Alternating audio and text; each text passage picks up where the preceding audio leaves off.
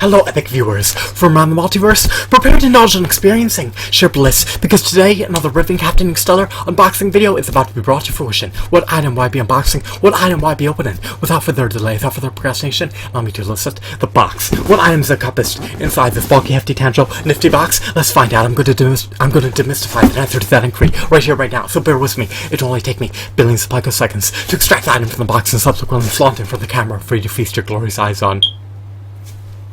Prepare yourself for sheer epicness, because now the unboxing process is about to commence. It is officially underway. What item have I drawn forth? What item have I prompted? What item have I elicited from the box? Let's find out.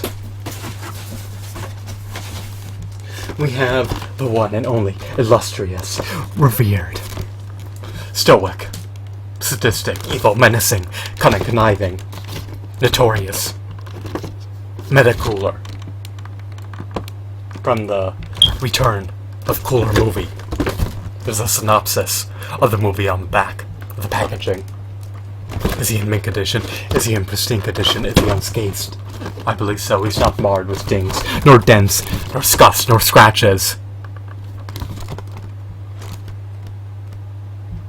Alrighty, let's allow the ravaging of the packaging to commence. But before I do so, you can examine the packaging one final time and see what he would look like if he was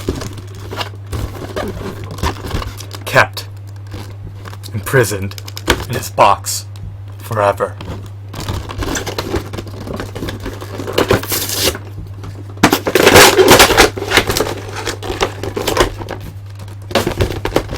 Alrighty.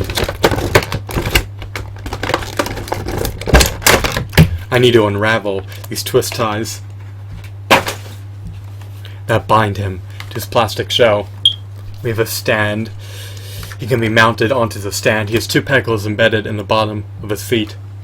Oh, I made a blunder. He actually has one peg hole embedded in the bottom of his foot.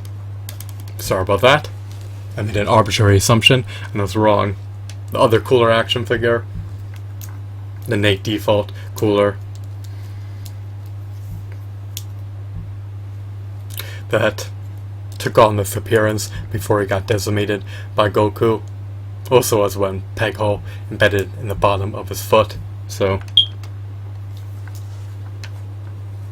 that's just something that you should make note of.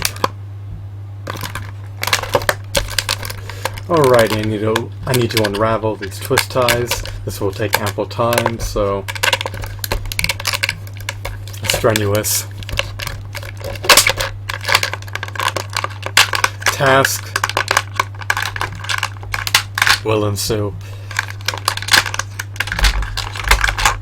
I detest and disdain doing this, but I need to if I want to flaunt him on one of my shows.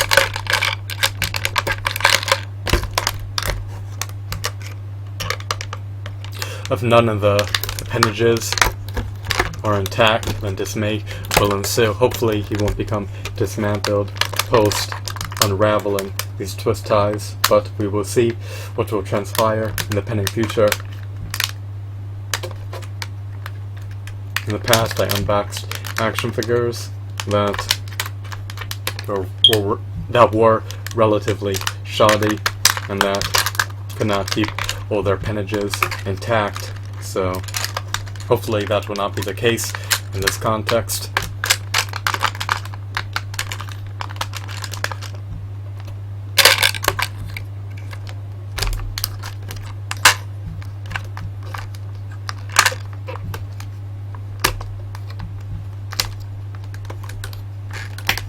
Hopefully everything has been amalgamated together tightly. Hopefully he's one cohesive figurine and not an amalgamation of shoddy, loose, weak, feeble, low quality parts. Let's see what will transpire.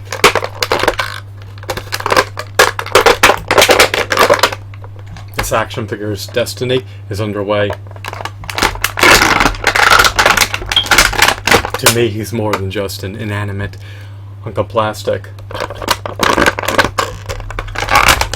He's a robust, stellar, state-of-the-art, intricate, novel, spectacular, stupendous figurine.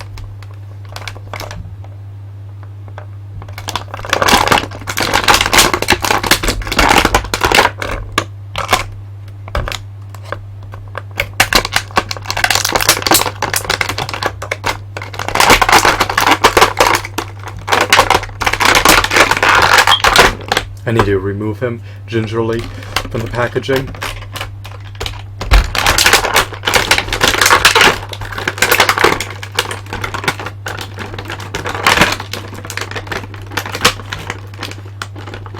I need to be wary. I need to be vigilant. Danger is near. Captain Adam will swoop in and decimate Metacooler. I'm just exaggerating. These figurines never engage and bounce against one another. They're inanimate. But it's always fun to pretend. It's always a riot to utilize your imagination to its fullest extent possible.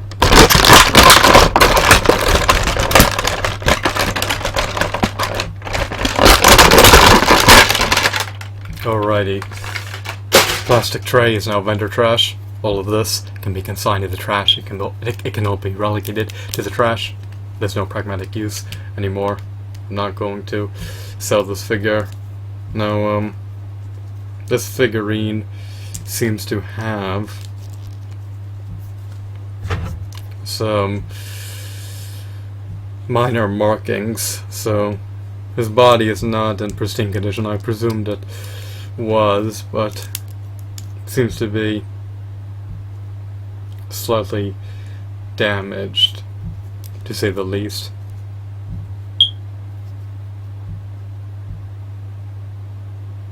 His body has some dings and scratches that impair his appearance.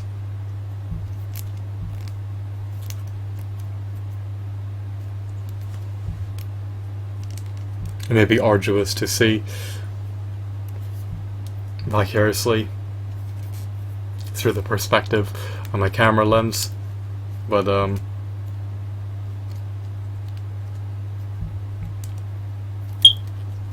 after examining him, I can definitely tell that his condition is not as pristine that I presumed it would be. So even though he's new, he still suffers from minute scratches, but it's not too much of a big deal. It's all negligible. It's not enough of a deterrent to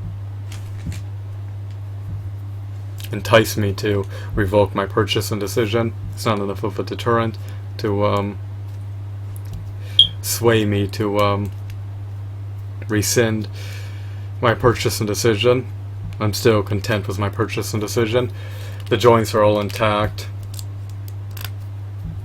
As an aggregate, this figurine is amazing. What I mean by that is that when you have everything fully intact, and when you have him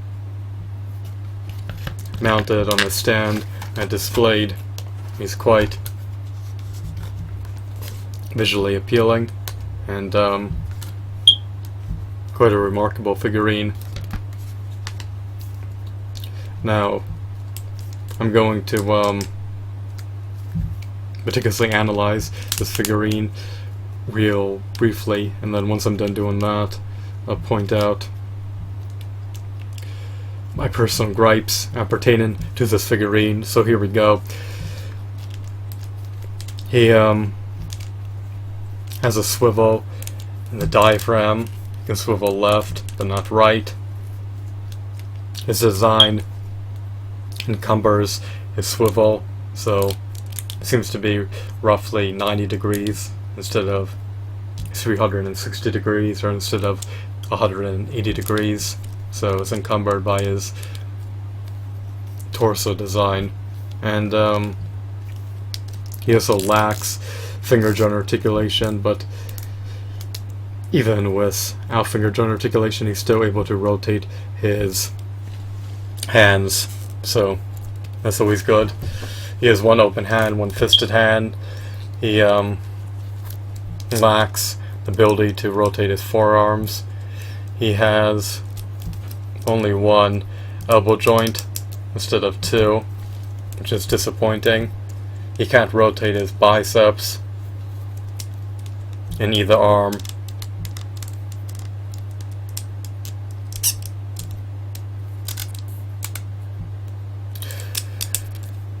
The ball joints in his shoulders allow him to ascend and descend his arms and move them outwards and inwards. His tail can be rotated 360 degrees. It's not very malleable or pliable or flexible. Can't really be reposed. It could just be rotated, so I recommend leaving it stationary to help him gain some semblance of balance. If he can't gain some semblance of balance, then he's going to fall over, which will not be ideal. His knees are not double jointed. He can, however, ascend and descend his legs. The sides can be rotated. The calves can't be rotated without rotating the thighs, for the calves and sides rotate in tandem with one another. The shins are in decent condition. The thighs and the calves are also in decent condition.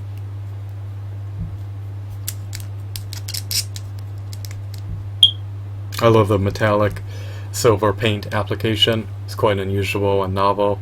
I love his novelties. This arm, his left arm, shows his wirings and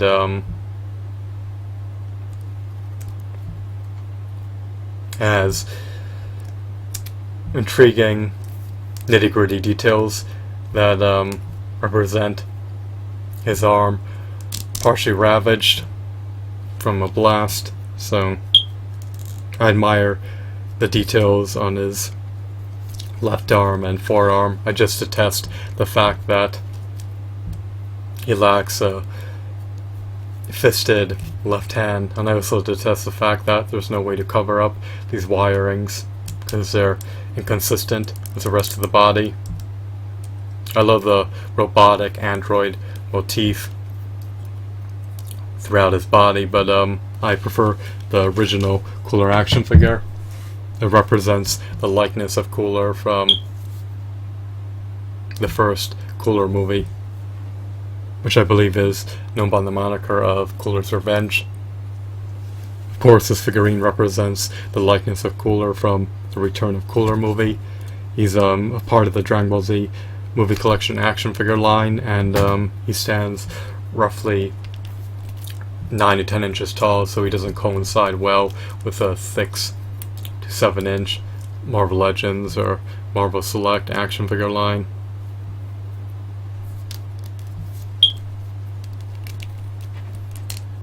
And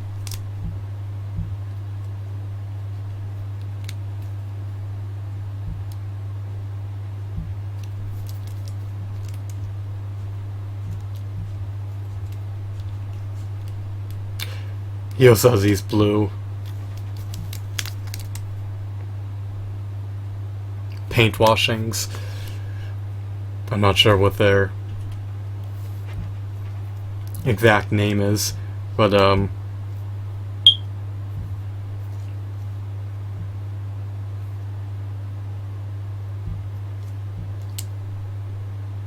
I just would have preferred if he was all silver. I would have preferred if his color scheme was fully silver, without the blue highlightings, or without the blue paint washings.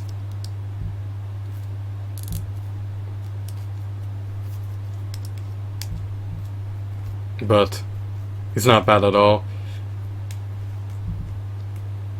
I would have preferred if he had finger joint articulation. I would have preferred if he had an ankle pivot. I would have preferred if he could perform an ab crunch. I would have preferred if he had an interchangeable arm. I would have preferred if his head could be ascended and descended. I would have preferred if his torso didn't encumber his swivel capability. I would have preferred if he came with corresponding accessories. So those are some of my gripes. I also would have preferred if both of his feet had pegals embedded within them. But even with one peggle, even with an aperture through his thumb and index finger, even with his wirings being conspicuous, even with the blue paint washing, even with a non-bendable tail, even with the inability to rotate the calves without rotating the thighs, even with a singular elbow joint, even without double jointed knees, he's still a robust, meritorious figure. You can't go wrong procuring him for under $30 if you're an avid devout Dragon Ball Z fan.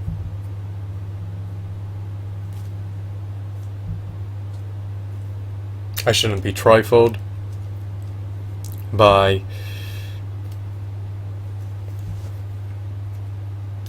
his minute flaws.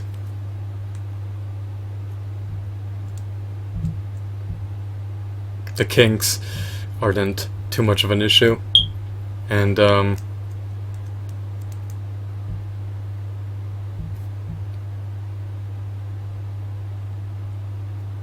his finite articulation is not that much of an issue as well, because he mostly remains stationary, but he can be placed into enough dynamic poses to appease me, so it's not too much of a salient issue. It's pivotal that he remains intact and does not become further ravaged, so I'll just leave him on one of my shelves and hope that I can perpetually retain him. So here's Metacooler. Not a bad figurine, he could be improved. Objectively speaking, I would rate him to be a 7 out of 10. This figurine's a bit better. I'd rate this figurine to be a 9 out of 10. This figurine seems to have more points of articulation, has two-fisted hands, and has a superior design in my opinion. I prefer the original Cooler figurine over the Metacooler figurine. This figurine is also a bit heftier. He's also heavier, so there's more weight to him. But they're not egregious figurines by any means. Is he a paradigm of perfection? Is he the epitome of resounding perfection? No. There's always room for improvements. But I guess I'm satisfied enough to not revoke my purchase and decision. I'm satisfied enough to not take recourse in this matter. So that's everything I wanted to apprise you of and notify you of and showcase. I hope that you found this video to be enthralling and insightful. Have a wonderful, marvelous day. Goodbye.